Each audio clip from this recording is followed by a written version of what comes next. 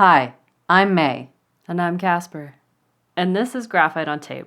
On this podcast, we explore our different processes and mediums through conversation. We are both artists, both lesbians, married to each other. And our first series is Exploring the Artist's Way, a 12-week course by Julia Cameron. Wanted to do the Artist's Way? Now is the time. This is an autonomous peer group. So please, join us each week on Mondays on our free tier on Patreon and listen along and reflect along with us on how it's been going and what you'd like to improve on.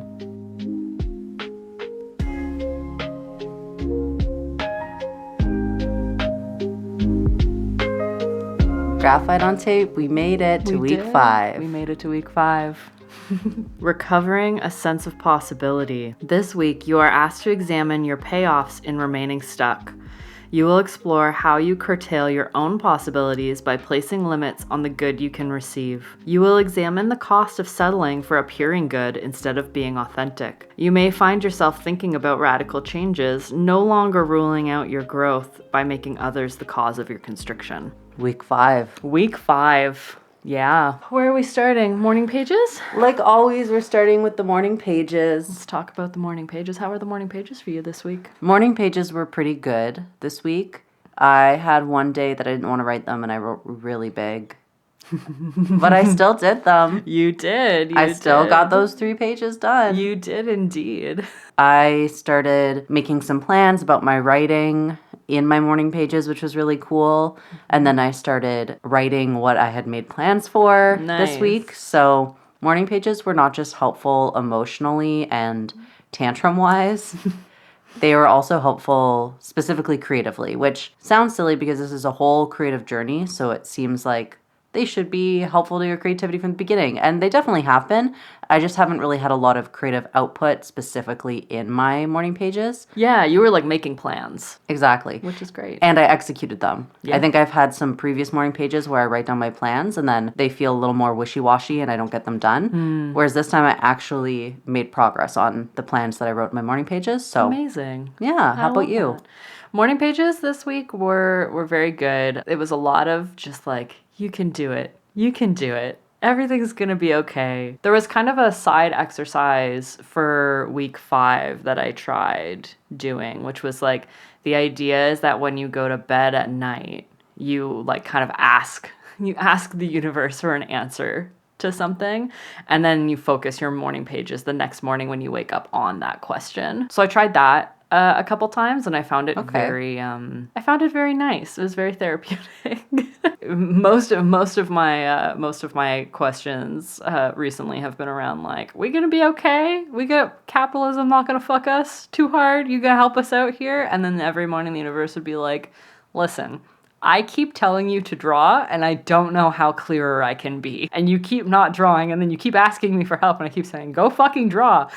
So this week was a lot of that, which I think also is a little, maybe minute tantrum-y. Are you heeding that direction? Yes. Finally. Yeah, you finished the Ace of Wands this week. I did. I have been, for those of you who don't know, I have been working, air quotes, working on a tarot card project for like 2 years now, and I've gotten 3 cards done. Well, 4 now. 4 now, yeah. So I finished my 4th card, and I actually have plans to actually like get this shit done and work on it. Do you ever get sick of yourself? You're just like repeating the same thing to yourself over and over again and then not doing it, and then you're like, all right, eventually you're just like, nah, I'm tired of this. I feel like I've made a lot of progress on that. I feel like I'm not sick of myself as often. Yeah, I feel like I feel like this week I had like a little moment of being just like, oh my God, I am so sick and tired of this problem. Like, I don't need to keep rehashing this problem. And when I feel like sometimes that's when you know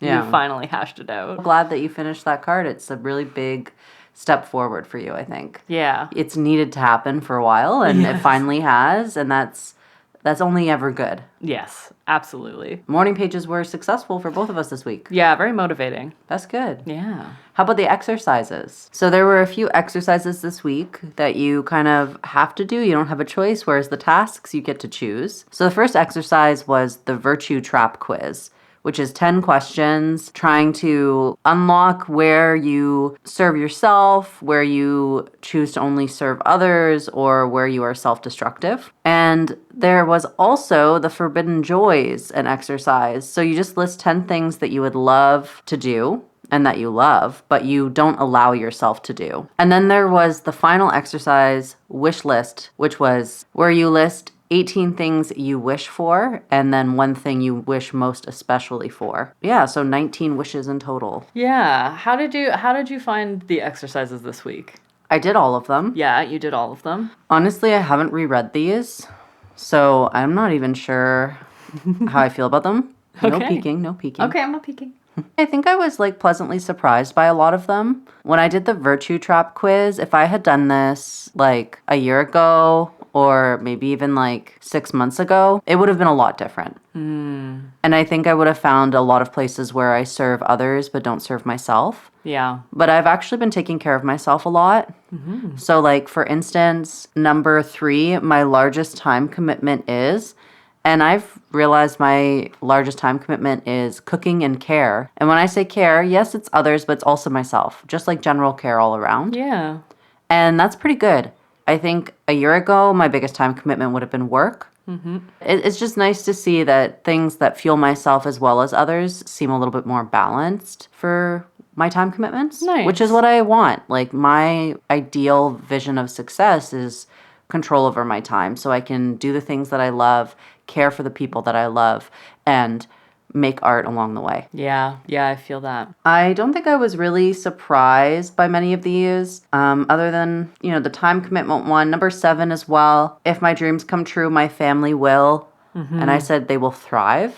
That's so nice. Maybe in the past I was worried about what my family would think, or I would worry that things wouldn't work out and it would be an embarrassment or a shame, or maybe be detrimental to us and stuff. But I was a little bit more, I don't know, optimistic, or I'm not sure what the right word is. But Nice. yeah, so those were the 2 that really surprised me. The rest were oh yeah, I knew this already. Yeah, I feel that. What about you? Did you do the virtue trap? I did do the virtue trap. I think this week's theme is really funny coming off of a week of reading deprivation where you've had a lot of time with your thoughts and then hitting you with this entire theme, or at least it felt like the theme of week 5 was hey, if you are spending all of your time thinking about other people and serving other people, you're how are you supposed to be creative? How are you supposed to have room to create when you pack every spare second with, things for other people? Or also just use your idea that being of service to other people is good and noble, which it is, but using that to your own detriment and using that to sort of stay blocked and stay stuck creatively. And I can definitely say that I fall into that trap often. It is a very regular thing for me to be other people need me. I need nothing. For you, even just being in a marriage has been challenging in that sense. Because you will take on commitments that you can't handle.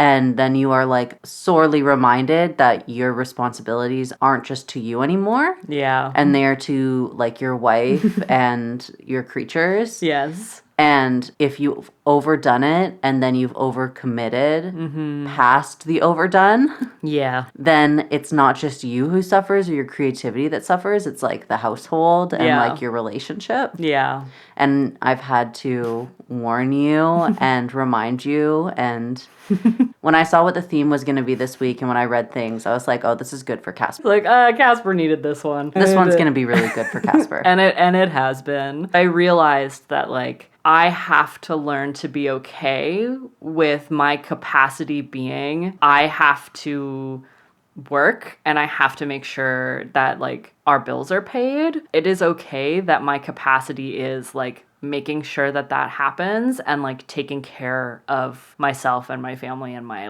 living situation, because I feel there is this omnipresent capitalistic urge to just do more exponentially always. You can kind of twist an altruistic thing, which like helping and being of service to other people is very good, and a lot of us should be doing that. But using that in a way to be like, yeah, I can do that at an exponential rate of growth constantly. I can always be doing more. And that's the trap. And that is the trap. I think that for you specifically, this is something that you always want to be there for everyone, and I wouldn't be so cautious about that if you were there for yourself more often. Yeah, and I feel like I am making headway on that front. Oh, definitely. This week, and also recently, because I had a really bad I don't know, at this point, like a month ago now, maybe 2 months ago, I was just go so constantly that I just like fully burnt out and like physically was unable to like get out of bed, and I was in so much pain. And I fully fucked up my back. And I had to like really pump the brakes on a lot of things. I've gone through this cycle more than once, so and I'm getting sick of it. I'm sick of this shit. We are taking care of ourselves. How about Forbidden Joys? Did you do Forbidden Joys? So I did not do Forbidden Joys. I fully missed it. I did Forbidden Joys. Yeah, tell me about it. You just had to write 10 Forbidden Joys. The examples in this book have to do with like taking classes. Yes, we can't be taking all these classes. What are you talking about? Also, it's just really hard to find classes that are like COVID conscious. Yeah. And I'm not trying to get COVID again and get really sick and not be able to do things. Yeah. Can't afford it spiritually, financially, or physically. Yeah. So I see their examples and I'm like, well, yeah, I'm not allowed to join a team sport right now. But that's more about me not being able to add on extra social activities in the winter when COVID levels are high and there's no options for like masked and well ventilated. Yeah. Things aren't accessible to me financially or like disability wise. So I just always feel like I'm in sticky territory and I don't know what to write because I'm like not just creating these reasons and excuses to avoid it. Yeah. They're like literal barriers. Yeah. Yeah, I think there could be some useful like asterisk around these types of exercises in this book where it's like we do actually need to do an extra step, which is identify the things that we are holding ourselves back from versus identifying the things that you are externally being held back from. Focusing your energy and your time on the things that you are holding yourself back from for creative block reasons, right? And I think one thing that's nice is that when you unblock your creativity or you're on the journey to do so, you also unblock some of that creativity for problem solving, not just for art creation. Yeah. So I found I've been a little bit more creative in the way that I go about things when I can't go about them as plainly and as simply as just joining a class. Yeah. I'll read number 7. Do it. Pick up a new crafting hobby like doll making. And then later in the week, I bought a pattern for a doll. Yeah. So I'm going to try sewing that doll whenever we grab some fabric. So hopefully we'll grab some fabric this week. Hells yeah. So yeah, there's one of my forbidden joys that I decided does not need to be so forbidden. Even when my first thought for forbidden joy was like a sewing class. But I can't afford that right now. So instead, a tutorial with a pattern, figure it out by myself. Yeah, there's lots of creative ways to get it done. All right, the wish list. Yes, the wish list. So I feel like with in a very similar vein to what you were talking about in the last one, because I did the wish list, and I did find that the wish list for me was sifting through identifying like what things are externally put upon me that I don't have that much control over, and what things are just like kind of bad thought patterns that I can work with and I can work around, you know? Fearing that like your family would resent you if you were to focus more on your art is something that like I feel like is workable. Like whereas I wish I didn't have to pay rent and I wish my food was free.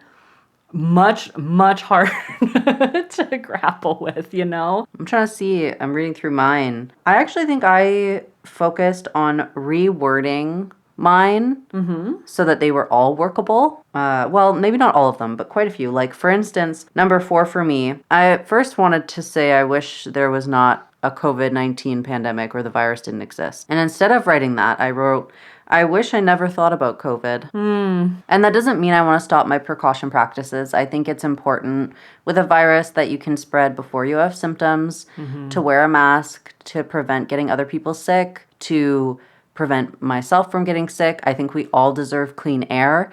So we should be bringing fresh air into our spaces. We should be cleaning the air with filtration, like air purifiers, instead of like focusing on it all the time and feeling really frustrated about the existence of COVID and just wishing it wasn't around. I just, without changing my practices and my beliefs or my politics, or, I can't change like my body and the way that my immune system reacts to things, I want to change being so obsessive about it. I'm seeing some friends. We are all wearing masks. It's probably going to be fine. I'm going into a grocery store. I'm getting my stuff. I'm leaving. It's probably going to be fine. I just want it to not be on my mind so that I'm not just stressing about it. I'm doing all that I can. It's one of those things where if you're doing everything that you can, then you need to let go a little bit because it's out of your control. And you're doing everything that you can that is in your control. So that's why I reworded it that way. Yeah. Because that's a mindset shift that I'd like to try and adopt more. And it does not mean that I'm going to be less cautious. It does not mean that I'm going to be less caring. It just means that I'm going to try and ruminate less on it. Yeah. Can I share my favorite wish? Yeah, go for it. Not a changeable wish, but just kind of funny. Which was, I wish my ancestors had just stayed the fuck home. Like, seriously, what the fuck? Squatting on Indigenous lands currently and paying rent to do it. Yeah. Feels evil. It is. It is. I mean, the actionable thing, I think, is to very loudly, clearly, and pointedly be against colonialism everywhere, including in your home country. Yeah, you don't get an excuse for it. Like, you don't get to excuse it just because I think it's close to home for you. Yeah, and I think there is something a little bit, like, even the act of just actually writing down that I really do wish my ancestors had just stayed home. Like, I think there is something about reckoning with that sort of truth within yourself. Yeah. That is actually an action, like an actionable thing, right? Like, unpacking the fact that I feel some kind of way, some kind of resentment towards family members that used an opportunity to, like, because the narrative is always, looking for a better life, and I'm like, okay, at what cost? Like, what does your better life cost? What other tasks did you do? So I did the revisiting the 5 imaginary lives. Ooh, okay. And I had a sort of breakthrough moment when I was working through this. So previously, on a previous episode, you had to list 5 imaginary lives that you would live if you weren't living this one. Something kind of clicked for me in that exercise when I did it again, which was that I don't want to live a different life. I want to live this one. And, like, sure, if you ask me, like, what are other things you could do? I could, like, list off a bunch of other things that I could do. When revisiting it and rewriting it again, I realized, like, there is nowhere I would rather be than in this life. Oh, that's so nice. What other tasks did you do? I did the 10 ways that I'm mean to myself. Yeah. What was that like? Honestly, it was because of this whole process. I feel like I approach these with much more of, like, I see what you're doing, Julia, because I've been so in it for the last 5 weeks. That when it's like, talk about the ways that you're mean to yourself, it's like, yeah. Most of the ways that I am mean to myself are by not prioritizing my own needs. Gotcha. And by prioritizing other people's needs over my own. That was a big theme for the week, and then it was really resonating with you, huh? Yeah. Also, if you think about the way that you treat yourself and the way that you talk to yourself, even, like, internally, and then you externalize the way that you're speaking to yourself, say that you were speaking to, like, a child, or that you were speaking to even just literally anybody else. Mm-hmm. And it's like if you are speaking to yourself in a way that you would never in a million years speak to another person, you're being an asshole. Yeah, you've got a problem. Doesn't make you less of an asshole because it's not directed outwards. Yeah, exactly. It really doesn't. You heard it here first, or probably for the millionth time. Mm-hmm. If you're an asshole to yourself, you're just being an asshole. Yeah, It doesn't and you're matter. that's likely slipping out to how you treat other people, Yes, 100%. even if you don't fully realize it. Yeah, because if you're sitting here judging yourself, you are probably judging other people as well. Did you do your artist date this week? Did I? I don't think I did. Oh, you missed it. Yeah, because I didn't really set aside any time. I did my artist date this week. Yeah, tell me about your artist date this week. I actually decided to break my rule that I wasn't going to record my artist date ever. Mm-hmm. And instead I set up a camera and I did record it. Mm-hmm. Not that I don't know if I'll ever post it. We'll find out. Yeah. But I also wanted to make some crafts for like gifts. Mm-hmm. So I pulled out my felt, I pulled out my embroidery floss, and I just spent like a long time planning out and then creating this little like felt heart thing. My heart is really off center. So my white and black hearts, the really small and medium ones, are aligned, but they are like totally shifted to the side on the blue heart. And I was afraid of this. I kept not doing this very simple craft because I was afraid I was going to fuck it up. And I did fuck it up. And you know what? Everything's fine. And everything was fine. And I'm going to have to redo it. I'm going to do it. And it'll all work out. And eventually it'll be exactly how I was picturing it. Yeah, absolutely. So yeah, that was my artist date. Much better than last week's. Yes, much better than last week. I honestly think I needed last week's to be so horrible for this week to feel just kind of like, yeah, it didn't work out, but it was fine. Yeah. It wasn't horrible. Yeah. Failure isn't horrible. What's horrible is being stuck in traffic. Well, those are our reflections. Yeah. I've been excited to like get to the next week recently. I mean, it is next week. We got to read it. I We're know. recording this on Monday instead of on Saturday. I know. All right, so our check-in questions for week 5 are: how many pages this week did you do in your morning pages? Are you starting to like them at all? How was the experience for you? Have you discovered the page and a half truth point yet? Many of us find that pay dirt in our writing occurs after a page and a half of vamping. Did you do your artist date this week?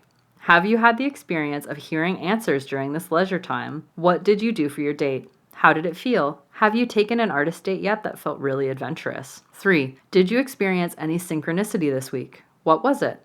Try inaugurating a conversation on synchronicity with your friends. 4. Were there any other issues this week that you consider significant for your recovery? Describe them. And that's it, folks. And that's all, folks. Graphite on tape. We will see you next Monday. See you next Monday. And we will hang out with you on the post. Yeah, see you on the post. Have a great time. Bye. Bye.